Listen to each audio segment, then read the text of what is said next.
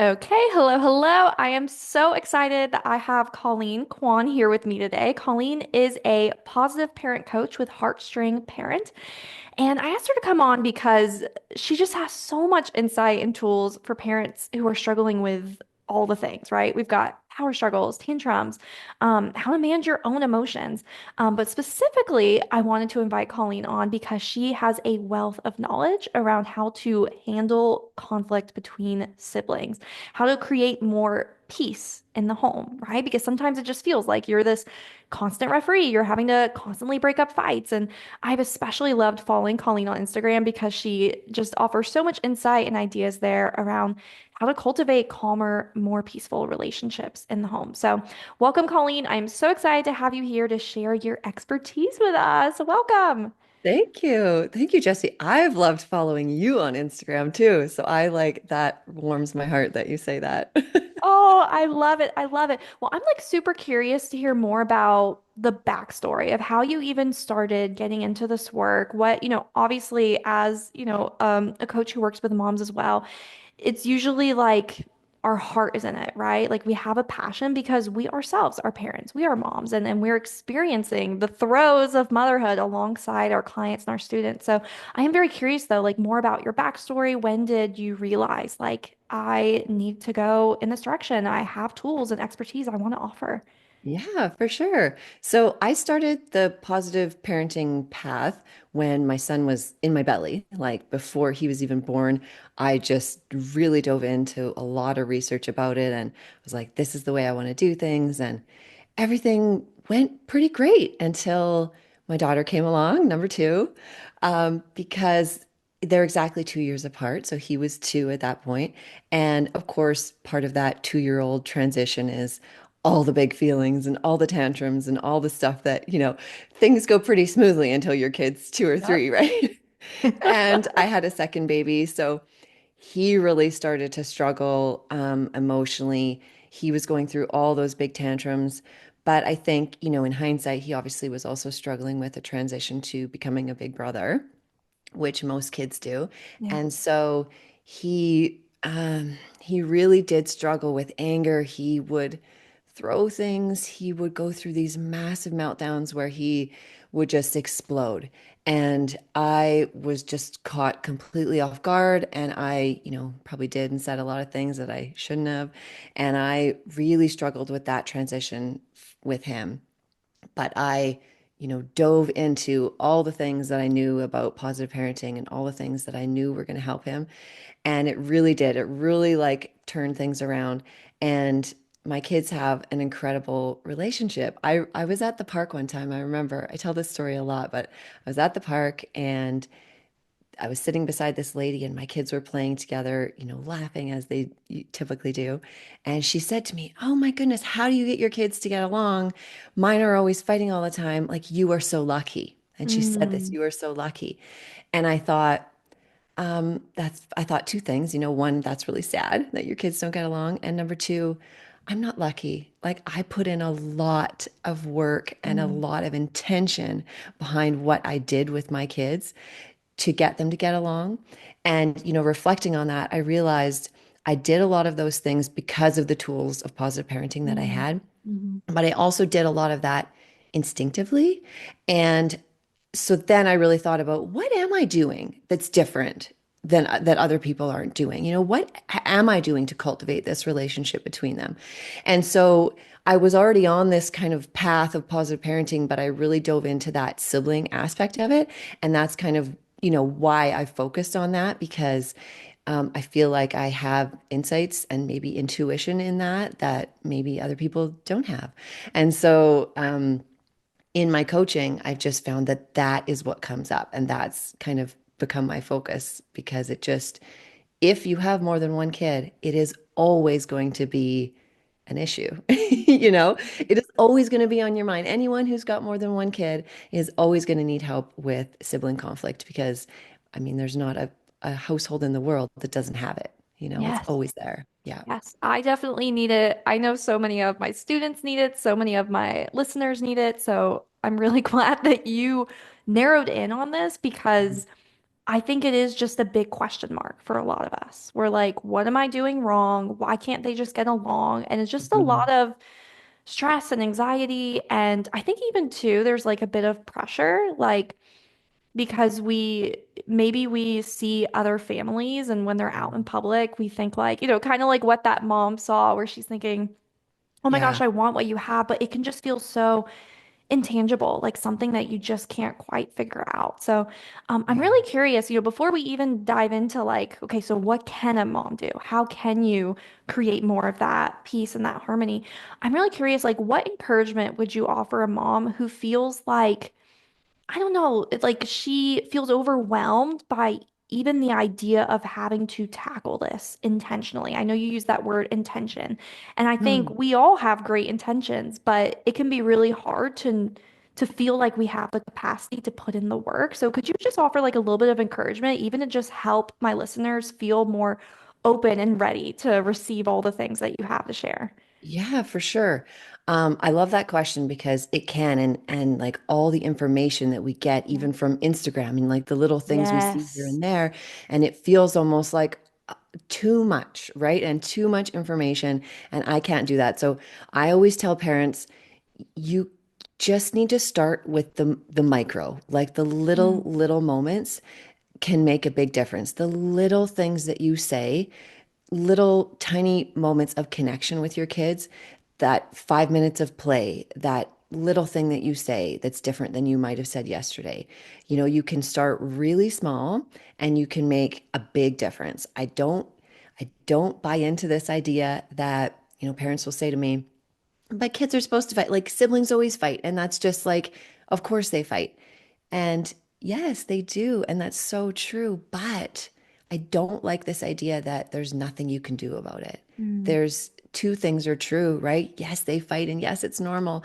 And there's always going to be conflict. And there's little tiny things that you can do about it.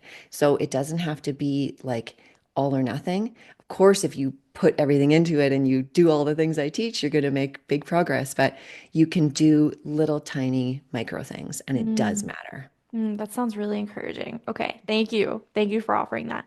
Sure. Okay, so I know there's a couple different directions we can go in. I definitely want to hear what do you see come up most often? Like what are you kind Mm. of tackling? Not even just the what are your clients experiencing with their kiddos, but even like where are your clients at mentally? Because I'm assuming that if they are there, there's going to be quite a few moms listening today who are there as well. Mentally, there's something going on that's preventing them from being able to either handle things calmly or being able to encourage more cooperation and more peace between their kiddos. So I definitely want to tackle that, but then I also want to get into like what are some of those micro things they can do, like Yeah. you just said. So I'm Okay. gonna leave it up to you. Where do you want to start? Because I want to look at it all. Okay. Okay. Well, yeah, we can definitely go into, I've kind of narrowed it down for you to like the three things that are maybe causing sibling conflict, and Okay. along with those three things, three little micro things that you can do. Yes. Because I Okay. We're think ready. Okay, because I think to answer your question, what you said is, how are people feeling? And it's overwhelm. That's what it is. I hear that constantly. It's overwhelm of like, this is a big problem, and I don't even know where to start.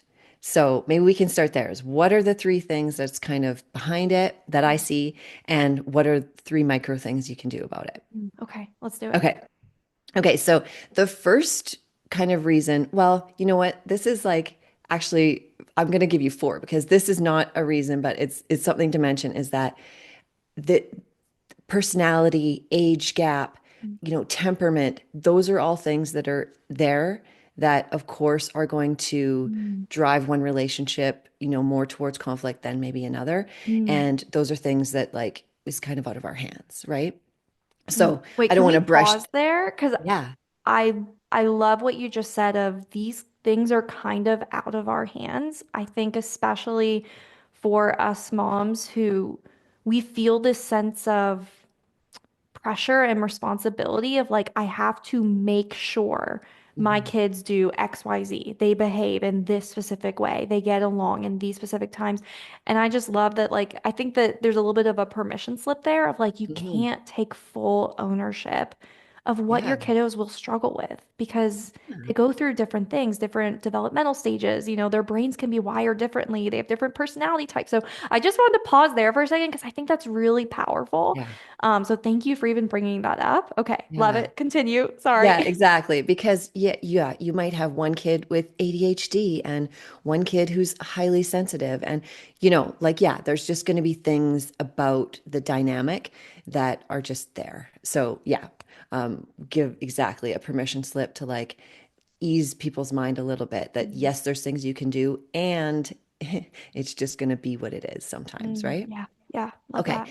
So the number one thing that can be behind sibling conflict is that kids are born with this innate desire to be close to you, right? When an infant is born, the only way that they can survive is if they have a close, bonded, secure attachment, right? So they have this inner drive, this inner desire to be close to their caregiver. They need to be to survive.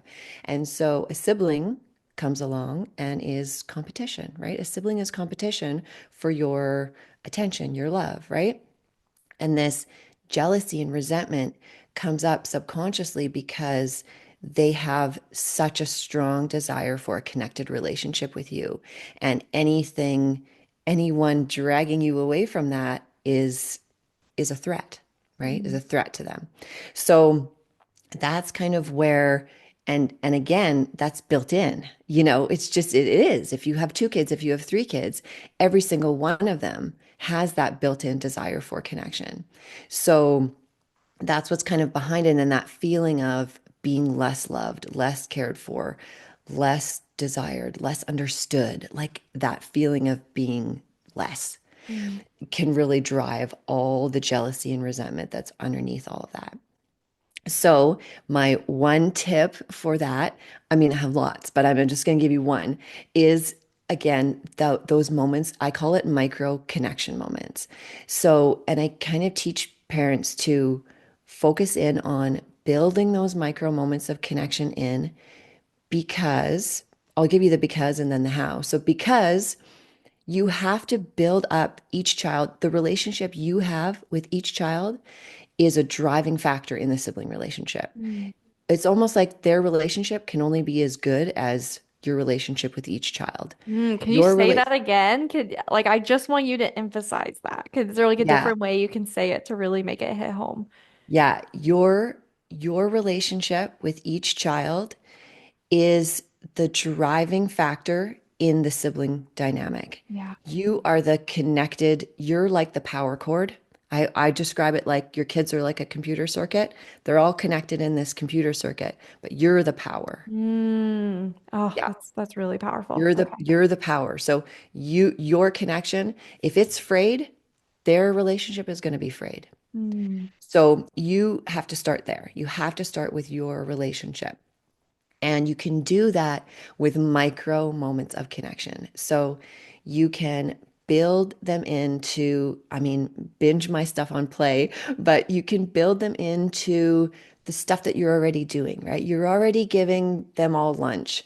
So, make it fun. Pretend that you forget what peanut butter and jelly is called and call it like eggplant and squash or something, build something in. If you take your child to the bathroom to wash their hands, go behind them and sing a little fun song and like get some soap on their nose. If you're running the bath, you pretend that you're a monster and you're going to cook them in the bath or like just build it in to your daily life mm, because sometimes parents get overwhelmed by this idea that I need to give so much time and energy to each kid and I don't have enough time and energy. mm, And so I just go, you know what, just what are you doing daily? You have to get your kids dressed. Okay, so can you make it a moment of connection? mm. Can you take that thing you're already doing and make it a moment of connection because that's going to build your relationship and it's going to have a ripple effect to the Yeah. sibling relationship. Yeah. Would you say that some moms, because I know that this is a story that I have sometimes carried about myself, where I have told myself, oh, well, I'm just not a very playful mom. Mm. Because when I think of play, I think of sitting on the floor, doing Barbies, doing play pretend. And I don't like that kind of stuff. It's just not my natural inclination. I have to Yeah. really like be intentional and kind of, grit my teeth through it. But over time, I've come to realize like, no, playfulness can look like so many different things. Like my kids know that I'm going to be silly in the kitchen. I'm going to dance. I'm going to sing. I'm going to be Yes. silly in the car because that feels more manageable for me to, come up with silly rhymes. I'll be silly at bedtime. Yes. And so I love that you're like introducing this idea of play can just be in the midst of the day-to-day life, the Yep. routines, the stuff you're already doing with and for your kids. You can access this playfulness even in those moments. But would you say that like you've Mhm. seen that be a struggle for moms? And Yes. would you maybe offer some encouragement there? Yeah, it definitely is a struggle, and I do hear that a lot. I'm just not playful. And to be honest, I mean I did the sit on the floor and play trucks and Barbies thing. I did that a lot, but it was never my biggest thing either. I would rather chase you around and listen to you giggle. I would rather play hide and seek. I would rather go in the backyard and hit the soccer ball or those are the things I would rather do. And so I think you do have to find your own thing. Mm, And I think, I mean, we could go into a whole conversation about play, but I mean, adults have really lost that in a yeah. way. I mean, Yes. parents have lost their ability to play because everything's so serious. We have to get things done. We have an agenda. We have. And so I have a lot of ideas for parents. And actually, they can download a free playbook that I have, but it's all these ideas of like, yeah, silly little moments. That's kind of where I'm at. And I think if you can allow yourself a little bit to just lean into that, you'll realize how much stress it releases in you to Yeah. just be a little bit more playful and just let your agenda go just a little tiny, tiny bit Yes. because it Yes. makes a big difference for your stress level. For sure. Everyone listening right now needs to go follow Colleen on Instagram at HeartString Parent because she Oh, does thank share you. so many reels and posts and ideas of like what this can actually look like. And it's really cute because they are so simple. It's simple Yeah. ideas. It's, what you said, like chasing them around. It's, doing a little bit of tackling. It's coming up with silly ideas and silly songs. And I think that it's more accessible for us than we realize. We just need to get into that headspace of, oh, I can do this. It's possible. So thank you for, starting off with that because I think that that really is something that we are missing. A lot of us are missing.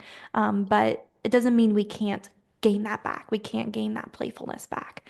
I love that. Okay, so that Yeah. was micro Number one. step or Okay. or what was it? Micro, Yeah, is that it was reason number one reason with number micro one? step number one. Yes, micro Yeah. step number one. Okay, Okay. perfect. Okay, Okay. what's number So, two? okay. So, second thing that is underneath sibling conflict is that kids are born with all the emotions that adults have and none of the skills to cope with it, Mm, right? They're born with anger and sadness and frustration and resentment and jealousy and all that, but they don't have any life experience, any skills, any tools, or really impulse control, brain development, anything to deal with it. yeah. So, of course, they're going to be mad and hit. Of course, they're going to be jealous and go grab the toy. Of course, they're going to be frustrated and say something mean. They have all of these emotions and they don't have any skills to deal with it. Mm, mm, So, my micro tip is to become the coach. You have to become the coach, the emotional coach, I call it. So, instead of just looking at this behavior, the hitting, the snatching of the toy, the mean words, if you're looking at just this behavior and you're going, how do I stop this behavior? Right? You're going to miss the fact that you need to actually coach them through their emotions in order to stop the behavior. If you're just trying to stop the behavior, you're missing all the stuff that's underneath, right? So this is how I describe it. I describe it like, because I garden, and so I have, a garden, and I always grow carrots, and you see the carrots grow out of the ground, and it's just the green stem, right? All you see is the green stem. And if you go to pick that carrot and you just try yank it out of the ground by the stem, you're just going to rip the stem off, right? Mm, And so you have to, the behavior is the carrot, right? You have to dig down mm, mm. underneath that to understand what is driving this behavior. If I'm just trying to deal with that surface level stuff, that's not going to work, right? You're not going to get underneath it and it's going to keep happening, right? So if you're just threatening, if you're just punishing, if you're just saying don't fight, don't say mean things, right? That's the surface level behavior. You're not actually coaching. This is how you feel mad, and this is what you do Yeah. instead, right? Oh, you are feeling frustrated, so you grab that toy. You must be feeling XYZ, so you did this. It's like you have to become the emotional coach. Yeah, that's really powerful. Yeah. How is that different from being like a referee? Because I know that for Mhm. a lot of us parents, we feel like it's just heavy. It's just a heavy role to play of like, I'm supposed to break up my kiddos' fights. And I'm guessing that you have a different way to look at it. It's not that we're a referee. I like how you say like we're a coach. So like tell me a little bit more like what is the distinct difference between those Yeah. two roles? Okay, thank you. I refer to it as a judge and a mediator. Okay, so a Mm, lot of parents, when you're the referee, you're also the judge, right? You see this situation happening and you come in and you feel it's your job to break up this fight, to stop this fight, to fix this fight, to make sure everybody does the right thing. And so you come in as the judge and you give the rule. You need to figure out what it is that's happened, who took the toy, who said what, who hit. I need to figure out all this stuff so that I can be the judge. I can make the ruling. Okay, you go there, you do this, you shouldn't say that, right? And that's how we turn into the referee or the judge. If you are the mediator, what you do instead is you come into that situation and your job is not to, you don't need to do it for your benefit. You don't need to figure out what happened here, who said this, who did what for you. You have to figure it out so that they can hear each other. You're like the divorce coach, right? You're the one, the mediator who's sitting in the middle going, you feel that way. mm, Oh, that's hard. You feel that way. Oh, she did that. Oh, I mm, see. I see. mm. And what can we do now? Right? You're creating this environment where they can hear each other, understand what the other person was feeling, what they were doing, and you become the go-between, Yeah. not the decision maker, not the judge and jury, Yeah, right? yeah. I think one of the most powerful pieces of tackling it that way, of being the coach, being that mediator instead of, the judge, the referee, Mhm. trying to take sides. And I think a very powerful part of that is that in doing so, you're probably curbing some resentment that could build up over time.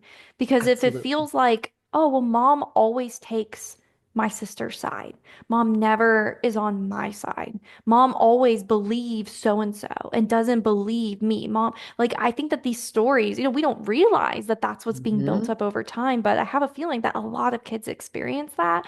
And Yes. it does nothing to serve the relationship Yes. between them and you and between each other. So Yeah. I love that like yeah, you're introducing a whole new way for us to see ourselves and what our role really is.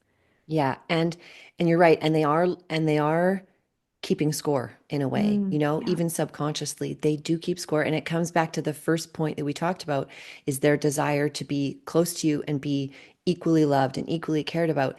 And anytime you take sides, even when, this is the hard part, even when one is clearly right and one is clearly wrong, right? Maybe you see that they snatch the toy and hit them, that is clear cut. That is clear cut. But if you come in and you take sides, it's actually bad for both of them. It's bad for both of them because the one that is right, the one that you've, quote, taken their side, then they feel justified. They Mm, feel like the apple of your eye. They like it. They like that feeling. mm, Again, subconsciously, they want to be the one that you trust, that you care about, that you yeah. love, right? Yeah. So then they feel, oh, that feels good. That feels pretty good to get my brother in Yeah. trouble Would or you say whatever. it? Yeah. Would you say it encourages tattling? Yes. Tattling and even starting fights, even picking Mm, fights, because I like that feeling. yeah. Again, it's not a conscious choice that they're making, Mm, but it's subconsciously, yeah, I like that feeling of mom picking me. And for the child who's not picked, for the child who's, quote, wrong or who's punished or told to do this or that, of course, that's going to be resentment. Of course, that's going to be, oh, I'll get you, right? I will get you next time because it's like Ooh. that just drives that Yeah. that resentment, right? Yeah, absolutely. Okay. It's taking sides. I call it like staying neutral, but it's like absolutely, and it's a whole process that I teach parents of how to stay neutral, Mm, even in those really tricky yeah. situations, but it Yeah. is really crucial. Yeah. Yeah. Yeah. Okay. Thank you for sharing that. Okay. What's the next Okay. one?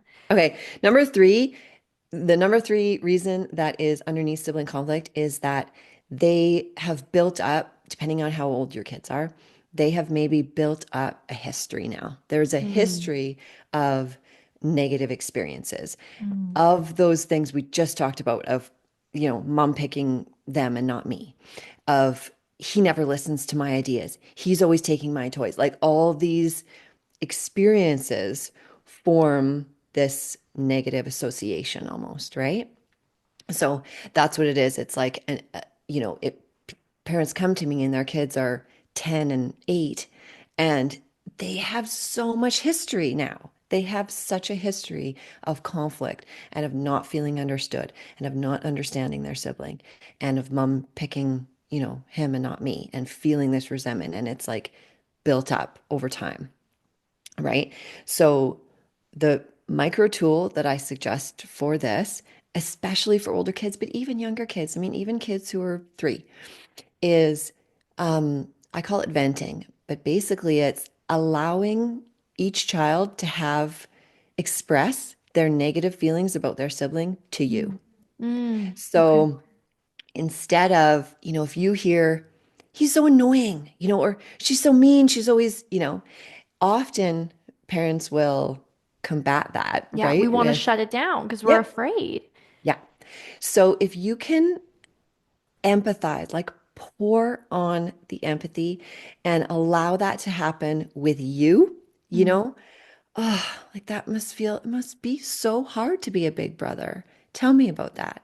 mm, Right? Oh, you're right. Like that must feel awful, right? You pour on the empathy, you pour on the understanding, because then all those feelings can hit you and you are strong and you are steady and you can handle it. mm. And it will over time be less likely to come out on their sibling Yeah. because they know that they have a place of understanding with you, which is really what they want anyway. They really want you to understand how hard this is for me, Mm, right? How annoying he is, how he always does this. And so every fight, every conflict, if you don't understand that, they're always going to be proving it to you. I'm mm. always going to try prove that to mom that, but it's because he did this, it's because she did this, right? So if you come from that place of understanding that, it kind of cuts all of that part out, if Yeah, that makes yeah. Now, sense. I'm assuming when we're having these little venting sessions with our kiddos, I kind of even like just using the word venting because it reminds Yeah. me of like just having a phone call with a girlfriend and how sometimes your friend just needs to vent. She just wants to Yep. chat. She doesn't want unsolicited advice. She's not looking for you to fix everything or tell her, oh, well, look at it in this light. So with that being said, I'm assuming when we are having these moments with our kids, Mhm. are we being careful to not try to reframe things for them in that moment? Yes, I always tell parents it's once they trust you enough to give you, spew all of this out Mm, to you, you cannot break that trust. And breaking mm, that trust means You don't need to fix it. You don't need to say, well, that's not true. You guys, you play together a lot. Or, she doesn't do that, right? Defending, Mm, fixing. mm, Um, because exactly like you said, when you're venting to a friend, you don't really want a fix. You just want someone to go, oh, babe, like that sucks, right? yeah, That's what we yeah. want. Like once a feeling can be understood, it can dissipate. Mm, And mm, so if a feeling is stuck there and if it's met with, well, no, she doesn't, or even if, a child says something awful to you, like, I wish she was never born, and you go like, oh, don't say that, like that's so mean, right? It's like, you know what? Take a breath, calm yourself. This is just a thought and it just needs to come out. And coming out on you means that it's not going to come out on their sibling. mm. Right? So Yeah. yes, be very careful not to shut that down, not to fix it, not to, come back at them with really much of anything other than empathy, right? Mm. Pure empathy. Yeah, yeah. I've been having these moments recently with my eldest. She has her own room, and then my other two, my younger ones, they're 6 and 4. They share a room. And I, would usually do like a normal bedtime routine. Like, okay, say goodnight to the two, then I say goodnight to the one. But lately, for the last couple weeks, I've been lingering more in my eldest's room and I've been climbing into bed with her, like literally climbing under the Mhm. covers to just try to catch up and then just like talk to her. And I can see how easily that can maybe be one of those moments where it's like, just feel, yeah, like you can just offload to me and I Yes. can be that safe space. And, like you said, don't have to fix it. You don't have it. Like, that's Mhm. not necessarily it doesn't have to be a teaching moment. It's not meant to No. be a teaching moment. It's just meant to be a moment of trust building, connection, and just opening up the lines of communication. So Yes. I already like can see how I can already start implementing this like literally this week. I can already see the Yeah. perfect opportunity. Yeah. And Jesse, start the phrase that you can start with is, I wonder how it feels to be. So Mm, you can say, I wonder how mm, it feels to be the oldest, mm. right? Yeah. Oh, she's got And some thoughts about it. So I'm sure she does. she's like, I was meant to be an only child. I'm like, you probably were. Exactly. Okay, awesome. Okay, so that's number three. And then what's number four? That's it. We had three. Oh, We had three. three. Oh, I'm like, give me more, Colleen. Give me I mean, I more. could give you a lot. I could give you a lot. Yeah, well, But tell that's us the thing. more about what are the next steps that my listeners can take if they're ready Mm. to learn more from you. Like tell them more about your sibling course, tell them where they can find you. So I have a course called Sibling Solutions, and currently I open it up a few times a year for enrollment, and I do that because I also give coaching with that. So with the price, you also get like support sessions in a group Wonderful. environment, Yeah. and so and I'm considering doing like what you do and changing it to a membership, so it's constant. But right now, it's only a few times a year people can enroll, but they can also get a free guide. I have lots of freebies, to be honest. I have the You playbooks. do. You do. I have You offer lots. so much value. So people I they have need to sign lots. up, get it all. Yeah, so I can give you a couple links that your listeners can find in the show notes. I can give you the playbook. They can grab that. And then specifically for siblings, I have a new one. It's called the Sibling Starter Pack. It's 5 game-changing things that I believe every parent should learn. And it's a 25-minute audio lesson with PDF guides, and it's free. So I can give you the link for that so people can grab that for free I love as that. well. Okay. Yeah. Amazing.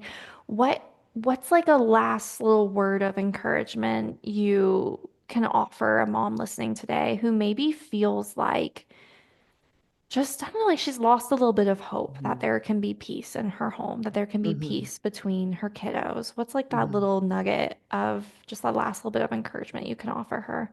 Okay, the last little bit of encouragement I would say is, well, we kind of talked about it already, but really lean into your relationship with each child. Mm, And one quick thing we didn't talk about that people can do is try and have more laughter between all of you. mm, So instead of just focusing, like yes, you should create those micro moments between each child, but instead of just focusing on, I'm just going to hang out with you now. Okay, I'm just going to hang out with you now. Do things that get everybody laughing. So Mm, if once a day you can just like something small that you can do that gets everybody laughing, right? Depending on how old your kids are, right? You can play a game of chase. You can play, trap them under a blanket like you're a monster. Just something.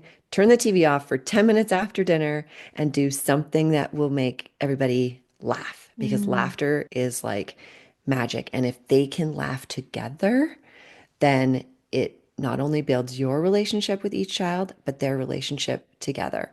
So it's mm. like just something really, really small that you can do. If you can find 5 minutes, right? 5 minutes, 10 minutes of your day and just do something with laughing. Yeah, And yeah, my playbook will help with that. But perfect. just something small you can focus on because it will create a ripple effect for sure. Yeah.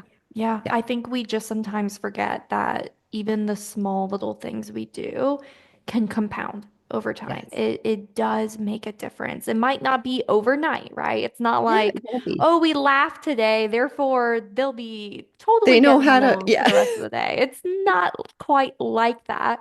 No. But if you zoom out and look at the big picture and you're kind of like you're focused on the long game, Yes. yeah, I just feel like you can go into your day looking for those opportunities without that pressure of like, I need that immediate change. Now, how Yeah. quickly would you say moms will start to notice a difference once they start implementing these tools?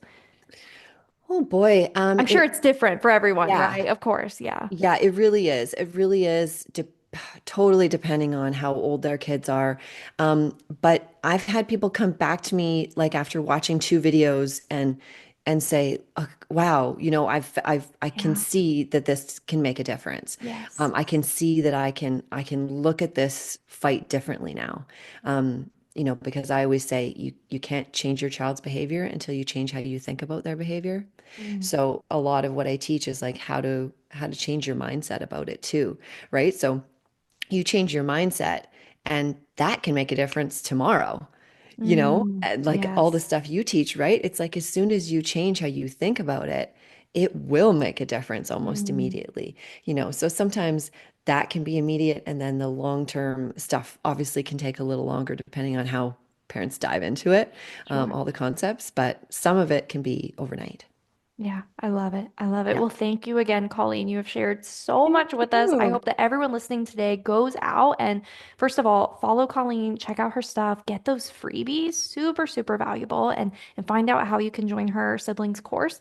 But then also, too, start implementing some of what Colleen shared because even just starting with one of those micro steps Mhm. I'm sure that not only will you see a difference over time, but you will feel differently. And I think that even that in and of itself is a huge win to be able to go about your day not feeling the sense of dread and urgency and anxiety just because, yeah, our home is a little bit chaotic right now.